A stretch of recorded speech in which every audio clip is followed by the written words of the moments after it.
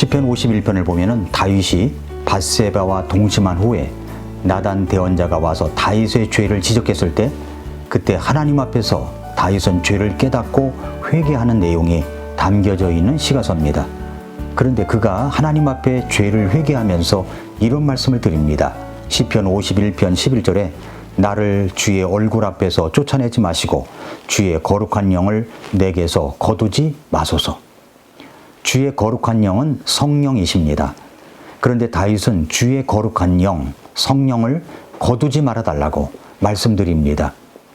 그러니까 구약에서의 성령의 사역은 어떤 경우에는 임했다가 어떤 경우에는 떠나가는 경우가 있다는 말씀입니다.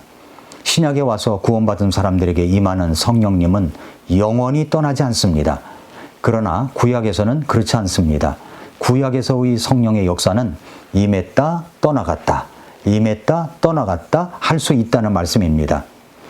구약에서 성령의 사역은 신약과 비교할 때 다소 다르게 나타나지만 여전히 하나님께서 사람들에게 역사하시는 그 중요한 방식 중 하나였습니다. 구약에서 성령께서는 특정한 목적을 위해 사람들에게 임하시고 때로는 떠나기도 하셨습니다. 신약에서 성령이 믿는 자들에게 영원히 내주하시는 것과는 차이가 있습니다. 먼저 특정한 사람들에게 주어진 성령의 능력입니다. 구약에서는 성령이 모든 믿는 자들에게 내주하시는 것이 아니라 하나님께서 선택하신 특정한 사람들에게 주어졌습니다. 이는 주로 지도자, 대언자, 제사장, 왕, 그리고 장인 등에게 해당되었습니다.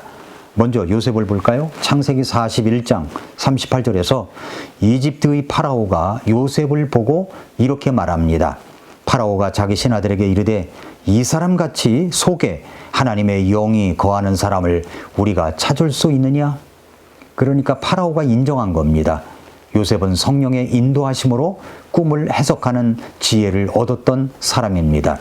그 다음에 모세가 직접 하나님의 영에 의해서 사로잡혔다는 그 표현이 등장하는 구절은 별로 찾아보기가 어렵지만 모세가 하나님의 영을 힘입어 지도자로서 사역을 감당했음을 나타내는 구절들은 있습니다. 민수기 11장 17절에 내가 내려와 거기서 너와 말하고 네 위에 있는 영을 취해 그들 위에 두리니 그들이 너와 함께 백성의 짐을 담당할 것이며 너 혼자 그것을 담당하지 아니하리라. 그러니까 이 말씀은 하나님께서는 모세에게 임한 성령을 70명의 장로들에게도 나누어 주셨다라는 말씀입니다. 이것은 이제 먼저 특정한 사람들에게 주어진 성령의 사역이고 그 다음에 사사들에게 임한 성령의 역사가 있습니다. 사사기에서 성령께서는 사사들에게 임하셔서 이스라엘을 구원할 힘과 지혜를 주셨습니다. 먼저 온니엘 재판관입니다. 사사죠. 사사기 3장 10절에 주의 영께서 그에게 임하셨으므로 그가 이스라엘을 재판하였으며 또 그가 나가서 싸울 때에 주께서 메소포타미아 왕 구산 리사다임을 그의 손에 넘겨주시니 그의 손이 구산 리사다임을 이겼더라 라고 했고, 그 다음에 이제 기드온 재판관 사사기 6장 34절에 주의 영께서 기드온에게 임하심으로 그가 나팔을 불매 아비에셀이 그를 따라서 모였고 라고 했습니다. 삼손 재판관 사사기 14장 6절에 주의 영께서 그에게 강력히 임하심에 그가 손에 아무것도 가진 것 없이 염소 새끼를 찢는 것처럼 그 사자를 찢었으나 자기가 행한 일을 자기 아버지나 어머니에게 고하지 아니하였더라 라고 했습니다. 그러니까 지금 이것은 사사들, 재판관들에게 임한 성령의 역사입니다. 그 다음에 이제 왕에게 임한 성령의 역사가 있습니다. 다윗 왕에게 임한 성령의 역사를 볼까요? 사무엘상 16장 13절에서 다윗이 왕으로서의 기름 부음을 받을 때 주의 영이 머무셨다고 했습니다. 그때 사무엘이 기름 뿔을 취해 그의 형제들 가운데서 그에게 기름을 부음해 그날 이후로 주의 영께서 다윗에게 임하셨으며 이에 사무엘이 일어나 라마로 갔더라 라고 했습니다. 그러니까 우리는 성경을 읽을 때마다 주의 영이 임했다고 하는 것에 대해서 구약에서의 성령의 역사는 임했다가도 떠나간다는 사실을 알고서 읽어야 되는 겁니다. 그 다음에 이제 사울 왕이 첫 번째 왕이지만 사울 왕을 볼까요? 사울 왕에게 임한 성령의 역사를 보겠습니다. 사울 왕에게 임했던 주의 영, 하나님의 영이 떠나간다는 내용은 사무엘상 16장 14절에서 명확하게 기록되었습니다. 뭐라고 그랬습니까?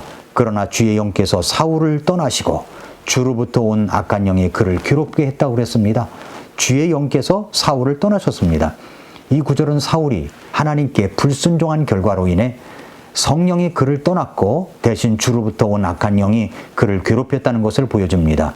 이것은 구약시대의 성령님께서 특정한 사명을 위해 사람들에게 임하셨다가 떠나실 수도 있었음을 나타내는 대표적인 사례입니다. 그리고 앞서 보았지만 주의 영은 다윗에게로 임합니다. 주의 영이 임했다가 떠나갔다는 것은 주님께 버림받았다는 의미입니다. 사울에게 임한 주의 영이 왜 떠나가신 것일까요?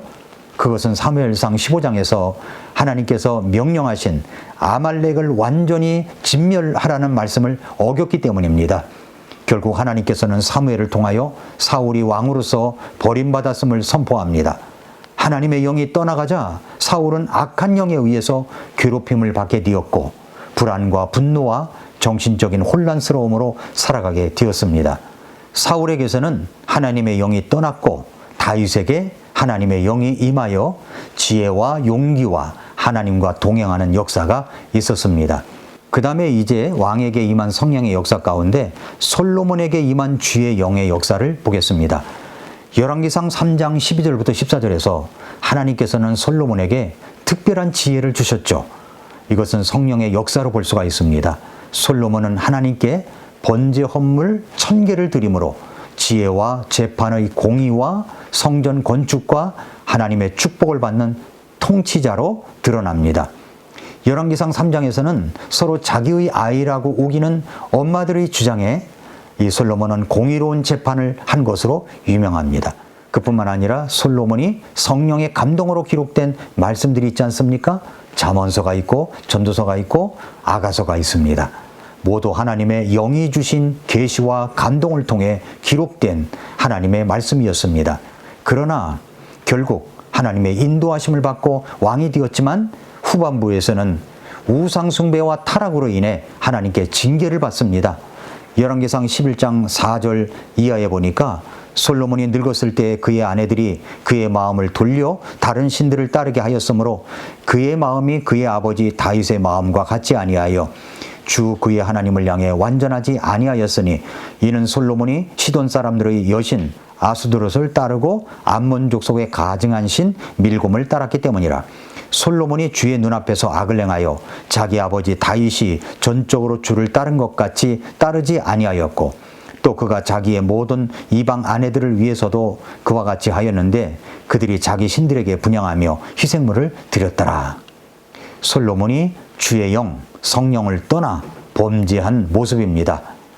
구약에서 역사하시는 성령의 사역은 하나님의 뜻을 따르는 사람들에게는 주의 영, 성령이 임하셔서 특별한 사역들을 할 수 있도록 도우시지만 범죄한 혼에게서는 더 이상 함께 하시지 않고 떠나가십니다. 그리고 이제 대언자들에게 임한 성령의 역사가 있습니다. 구약에서는 성령께서 대언자들에게 임하셔서 하나님의 말씀을 전하게 하셨습니다. 엘리야와 엘리사가 그랬죠? 엘리야는 성령의 강력한 능력으로 기적을 행하였습니다. 엘리사도 그의 뒤를 이어서 성령의 2배의 분량을 받았습니다. 또 이사야도 그랬습니다. 이사야 61장 1절에 보니까 주 하나님의 영께서 내게 임하셨으니 라고 말하면서 성령의 임하심이 하나님의 기름 부음과 관련이 있음을 보여주고 있습니다. 에스겔도 그랬죠. 에스겔 2장 2절에서 그분께서 내게 말씀하실 때 그 영께서 내게 들어와 내 발로 서도록 나를 세우시기에 라고 말하면서 성령께서 하나님의 말씀을 받아 전하는 일을 돕는 것을 알 수가 있습니다. 다니엘도 그랬습니다. 다니엘 5장 14절에서 네 안에는 신들의 영이 있고 빛과 명철과 뛰어난 지혜가 네 안에서 발견되었다 하는도다. 이것은 다니엘이 성령의 인도하심을 받아 지혜와 계시를 받은 것을 나타냅니다. 마지막으로 미래의 성령 강림 예언 말씀을 보겠습니다. 구약에서는 성령의 내주에 대한 예언이 나오는데 신약에서 그것이 성취가 됩니다. 지난 시간에도 봤지만 요엘서 2장 28절 29절에 보면은 그 뒤에 내가 내 영을 모든 육체에게 부어주리니 너희의 아들 딸들은 대언하며 너희의 늙은이들은 꿈을 꾸고 너희의 젊은이들은 환상들을 보리라. 그날들에 내가 내 영을 또한 남종들과 여종들에게 부어줄 것이요 라고 했습니다.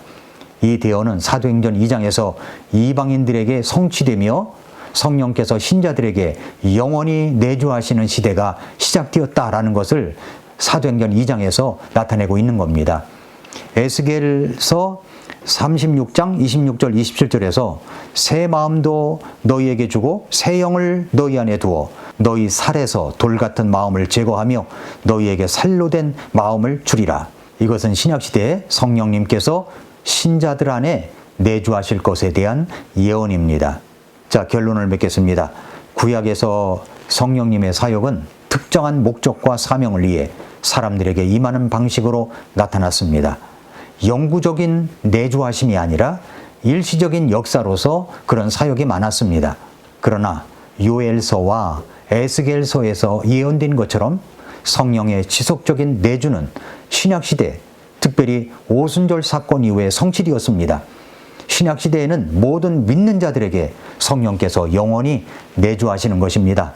구약의 성령 사역을 연구하면 하나님께서 인간을 구원하시고 그분의 뜻을 이루시는 방식이 점진적으로 발전해 왔음을 볼 수가 있습니다.